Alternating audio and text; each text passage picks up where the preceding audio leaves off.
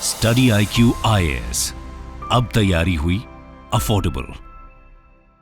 नमस्कार दोस्तों किसी भी मनुष्य ने इस धरती पर अगर जन्म लिया है तो जाहिर सी बात है एक न एक दिन उसकी मृत्यु होगी, ये फैक्ट है। लेकिन दुखद बात यह है कि हमारे अथॉरिटीज की लापरवाही की वजह से जब किसी की जान चली जाती है, स्पेशली अगर हम भारत में बात करें, रोड एक्सीडेंट्स अगर आप कंपेयर करो किसी भी देश से, सबसे ज्यादा आपको देखने को मिलेगी, सबसे ज्यादा मृत्यु आपको देखने को मिलेगा। और रिसेंटली एक रिपोर्ट सामने आई जिसमें बताया गया कि पिछले 10 साल के अंदर, जस्ट इमेजिन करके देखिए, 15 लाख से ज्यादा लोगों की मृत्यु हुई है। तो इस वीडियो के अंदर इसी के बारे में चर्चा करेंगे, क्यों मृत्यु हुआ, क्या कारण है और असली वजह क्या है। हम बहुत सारी चीजें सोचते तो हैं कि हो सकता है रोड कंस्ट्रक्शन में गड़बड़ी है, क्या है, लेकिन इसके पीछे का मेन वजह क्या है वो मैं आपको बताऊंगा। चलिए आगे बढ़ते हैं, लेकिन उससे पहले दोस्तों एक बहुत इंपॉर्टेंट खबर स्टडी IQ की तरफ से।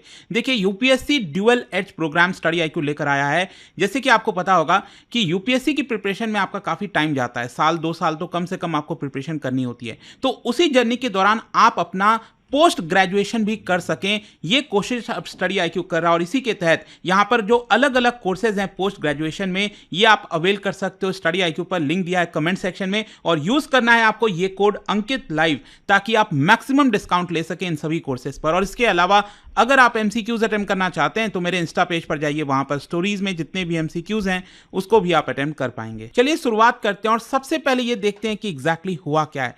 देखिए, बताया ये जा रहा है कि पिछले एक दशक में 2014 से लेकर 2023 के बीच में अगर आप देखोगे तो टोटल 15,30,000 लोगों की मृत्यु हुई है पूरे रोड क्रैशेस में। और बताया जा रहा है कि ये जो पॉपुलेशन है, सोच के देखिए, it is more than the population of Chandigarh. और यहाँ पर ऑब्वियस सी बात है, सेंट्रल गवर्नमेंट बड़े बड़े दावे करती रहती है, कहती है कि जो ग्लोबल कमिटमेंट्स है वो हम उसको रिपीट कर रहे हैं, ताकि लगातार जो रोड फैटेलिटीज हैं, जो मृत्यु है, उसको हम कम करेंगे। सुप्रीम कोर्ट ने कई बार यहाँ पर इंटरवेंशन किया है ताकि जो डेथ्स हैं रोड एक्सीडेंट्स की वजह से वो कम हो सके, लेकिन ये कम होने का नाम नहीं ले रहे। इनफैक्ट मैं आपको बता दूं, जो डेटा प्रेजेंट किया गया है मिनिस्ट्री ऑफ रोड ट्रांसपोर्ट के द्वारा, उसमें बताया गया कि देश के अंदर हर 10,000 किलोमीटर पर अगर आप देखोगे, मतलब जितना भी रोड नेटवर्क है, हर 10,000 किलोमीटर के रोड नेटवर्क पर 250 लोगों की जानें जाती हैं, 250। और अगर आप इसको कंपेयर करके देखो किसी भी देश से, चाहे आप चाइना से ही कंपेयर कर लीजिए, यहां पर अगर आप देखिए तो 10,000 किलोमीटर जो रोड है उसके बेसिस पर 119 लोगों की मृत्यु होती है, जो भी अगेन ये ज्यादा ही है। लेकिन इसके अलावा यूएस आप देख सकते हो 57, ऑस्ट्रेलिया में सिर्फ 11। तो यहां पर जरूरी हो जाता है कि भारत में हम क्या गड़बड़ी कर रहे हैं। अगर मैं आपको इसको कंपेयर करूं उसके भी पिछले 10 साल से, मतलब 2004 से लेकर 2013 के बीच में अगर आप देखोगे तो 12.1 लाख लोगों की जानें गई थी रोड क्रैशेस की वजह से। गवर्नमेंट का यह कहना है कि जो रजिस्टर्ड व्हीकल्स हैं देश के अंदर, उनकी संख्या डबल हुई है। 2012 में रजिस्टर्ड व्हीकल्स की संख्या करीब 16 करोड़ के आसपास थी, जो कि बढ़कर 2024 में 38 करोड़ हो चुकी है। इसके अलावा जो रोड की लेंथ है उसमें भी इजाफा हुआ है। आप देख सकते हैं 2012 में टोटल रोड की लेंथ, हाईवेज और सब कुछ अगर आप मिला दो तो 48 लाख किलोमीटर था, जो कि 2019 में बढ़कर ये हो गया 63 लाख किलोमीटर। इनफैक्ट अगर आप इस चार्ट में देखोगे तो काफी कुछ आपको जानने को मिलेगा। अगर हम टोटल डेथ्स की बात करें तो मैंने आपको पहले ही बता दिया कि पिछले 10 साल से अगर आप कंपेयर करो ये लास्ट वाले 10 ईयर से, तो यहां पर 12 लाख से बढ़कर ये 15 लाख डेथ हुआ है। लेकिन अगर आप इंजरीज देखोगे तो यहां पर थोड़ी सी कमी आई है। 2004 से 13 के बीच में 50 लाख लोग इंजर्ड हुए थे, जो कि यहां पर 2014 से 23 के बीच में 45 लाख लोग इंजर्ड हुए हैं, लेकिन डेथ्स की संख्या बड़ी है। अगर आप हर साल अगर आप देखिए यहां पर 2014 से लेकर हर साल का आपको देखने को मिलेगा 1.4 लाख, 1.46 लाख। तो क्या हुआ है ना, हर साल आपको ये जो टोटल डेथ्स हैं उसमें इजाफा ही देखने को मिला है। ऑल्दो 2020 में आपको थोड़ा सा डिप देखने को मिलेगा, इसका कारण अलग है, क्योंकि उस समय कोविड आया था, आपको याद होगा, लॉकडाउन लगा था, लोग घर से बाहर नहीं निकल रहे थे, तो जाहिर सी बात है एक्सीडेंट्स तो कम होंगे ही, इसीलिए आपको ये डिप आया है। और उसके बाद से वापस से जो इजाफा आपको देखने को मिल रहा है, इसकी वजह से टोटल डेथ्स पिछले 10 साल में 15 लाख हो गया है। अब मैं अगर आपको इसको स्पेसिफिकली 2023 के बारे में बताऊं, 2023 में 1.73 लाख लोगों की मृत्यु हुई थी रोड एक्सीडेंट्स की वजह से, जो कि डेली का एवरेज अगर आप देखो तो 474 लाइव्स आता है। मतलब हमारे देश में हर दिन 474 मौतें हो रही हैं just because of road accidents. और 2023 में अगर आप देखोगे कौन से राज्य में सबसे ज्यादा, टॉप 5 स्टेट्स अगर आप देखो नंबर ऑफ डेथ्स में, तो सबसे पहले उत्तर प्रदेश आता है, 23,000 से ज्यादा लोगों की मृत्यु हुई। सेकंड नंबर पर तमिलनाडु आता है, थर्ड नंबर पर महाराष्ट्र आता है 15,000, और फोर्थ नंबर पर मध्य प्रदेश 13,000, और कर्नाटका आता है 5वें नंबर पर 12,000। लेकिन जो क्वेश्चन यहां पर सबसे इंपॉर्टेंट निकल कर आता है कि इसके पीछे का मेन कारण क्या है। देखो, ये जो इंक्रीज हुआ है डेथ का नंबर पिछले दशक के अंदर, तो इसके पीछे कई लोग कारण दे सकते हैं कि देखिए पॉपुलेशन इंक्रीज हुआ है, फिर इसके अलावा जो रोड की लेंथ है, रोड कंस्ट्रक्शन वो भी बढ़ी है, और नंबर ऑफ व्हीकल्स डबल हुई हैं। जैसा कि मैंने आपको बताया था, 16 करोड़ से बढ़कर जो व्हीकल्स की संख्या है वो 38 करोड़ पहुंच गई है। लेकिन एक्सपर्ट्स का ऐसा मानना है कि सिर्फ यही कारण नहीं हो सकता। मतलब आप ये नहीं कह सकते कि रोड्स की संख्या बढ़ रही है, व्हीकल्स की संख्या बढ़ रही है तो इसकी वजह से मौतें भी ज्यादा होंगी, ऐसा नहीं है। यहां पर एक्सपर्ट्स का ऐसा मानना है कि हमारे देश के अंदर जो मल्टी सेक्टोरल इशू है उसके ऊपर हाईलाइट नहीं किया जाता। मतलब रोड सेफ्टी को लेकर जिस प्रकार का हमारा नजरिया होना चाहिए, जिस प्रकार से हमें उसको टैकल करना चाहिए, वो हम नहीं करते। जैसे कि अगर मैं मल्टी सेक्टोरल इशू की बात करूं तो कोऑपरेशन होना चाहिए गवर्नमेंट डिपार्टमेंट्स में, सभी स्टेक होल्डर्स में, चाहे वो रोड कंस्ट्रक्शन वाले हों, व्हीकल्स हो गए, या फिर यहां पर जो नॉन प्रॉफिट एंटिटीज हो गए, सभी को साथ मिलकर काम करना चाहिए। सब क्या है ना, अपने अपने साइलोज में काम करते रहते हैं। फिर इसके अलावा यहां पर इंपॉर्टेंट ये हो जाता है कि जब भी यहां पर रोड एक्सीडेंट की वजह से मृत्यु होती है, डेथ होती है, तो हमारा फोकस नहीं जाता कि उसके पीछे क्या है, कौन उसके ऊपर जिम्मेदार है। जैसे कि फॉर एग्जांपल मैं कहता हूं कि अगर किसी शहर के अंदर या फिर गांव में कहीं पर भी किसी का मर्डर हो गया, एक भी पर्सन की मृत्यु हो गई, तो उस केस में क्या है, यहां पर एफआईआर होता है और उसके बारे में जांच होती है, रीजन ढूंढा जाता है, तो उसको सीरियस तरीके से लिया जाता है।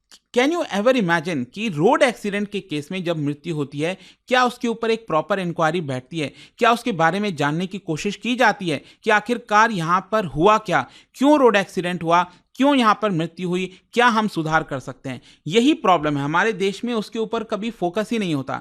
कभी भी जूनियर ऑफिसर से ये नहीं पूछा जाता कि क्यों आखिरकार ये रोड एक्सीडेंट हुआ था। वहीं मर्डर के केस में या फिर कहीं कुछ और होता है तो उसको सीरियस तरीके से लिया जाता है।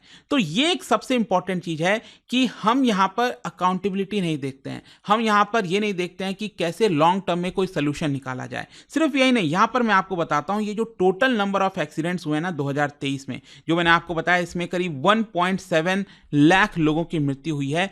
इसमें टू व्हीलर की बहुत बड़ी आपको समस्या देखने को मिलेगी, क्योंकि जब मैं रोड एक्सीडेंट्स की बात कर रहा था तो आप सभी लोगों के कहीं ना कहीं मन में 4 व्हीलर आ रहा होगा, गाड़ी भिड़ने की वजह से मृत्यु हो गई। लेकिन मैं आपको बता दूं 1.7 लाख लोगों में से 76,000 लोग जो हैं वो टू व्हीलर पर थे। मतलब बाइक, ज्यादातर बाइक हो गया, फिर स्कूटी और ये सब देखने को मिलेगा। मतलब 44% लोगों की जो मृत्यु होती है वो टू व्हीलर पर होती है, और ये ट्रेंड आपको पिछले कुछ वर्षों से देखने को लगातार मिल रहा है। और इससे भी इंपॉर्टेंट चीज मैं आपको बताता हूं, हमारे देश में एक जो बड़ी समस्या है कि लोग टू व्हीलर पर जा रहे हैं। मतलब ऑलरेडी आपको पता है यहाँ पर कि आप बहुत ज़्यादा खतरे में हो, और स्पेशली जब आप हाईवे पर जा रहे हो, टू व्हीलर चला रहे हो, तो ज़रूरी है कि आप हेलमेट और जितने भी सेफ्टी गियर्स हैं उसको लगा कर रखें। लेकिन प्रॉब्लम यह है कि जितने भी एक्सीडेंट्स हुए थे, लोगों की मृत्यु हुई थी टू व्हीलर पर, उसमें से 70% के केस में यह देखा गया उन्होंने यहाँ पर हेलमेट नहीं पहना था।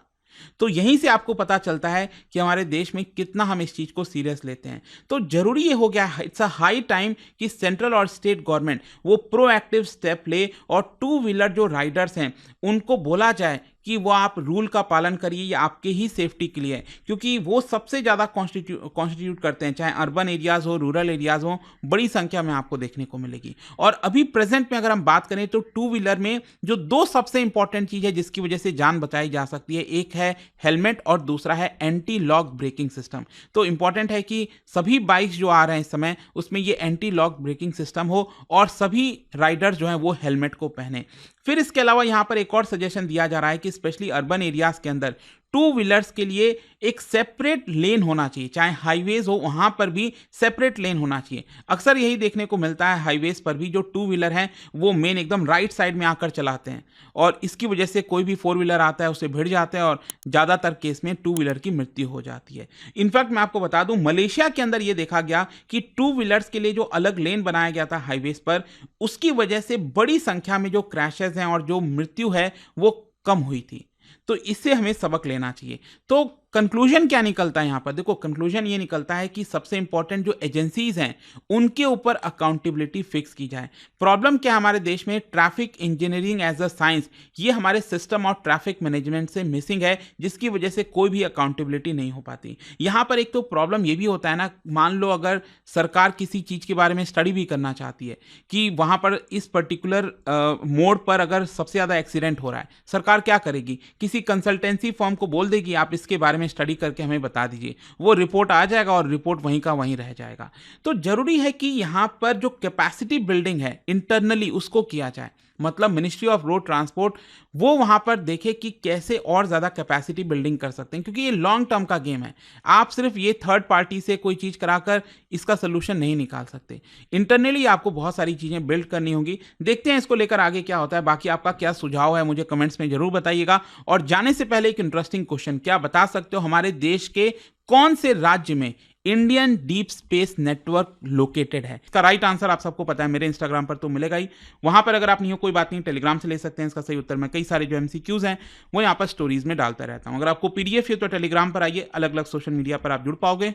और जैसा मैंने आपको बताया दोस्तों, अगर आप यूपीएससी की तैयारी अपने पोस्ट ग्रेजुएशन किसी कोर्स के साथ करना चाहते हैं, चाहे वो एमकॉम हो या फिर एमए इन पॉलिटिकल साइंस हो, एमए पब्लिक एडमिनिस्ट्रेशन हो, आपको पता ही है कि आज के डेट में यहाँ पर आप कोई ऑप्शनल भी लेना होता है यूपीएससी के अंदर, तो पब्लिक एडमिनिस्ट्रेशन अगर आप लेते हो तो उसके साथ साथ एमए भी कर सकते हैं। तो एक अच्छी अपॉर्चुनिटी स्टडी IQ आपके लिए लेकर आया है। You can just check out the course through the link and you can use this code Ankit live. And I hope कि वीडियो आपको पसंद आया होगा। मिलता हूं आपसे next time. Till then thank you very much, see you soon. Study IQ IAS, अब तैयारी हुई अफोर्डेबल।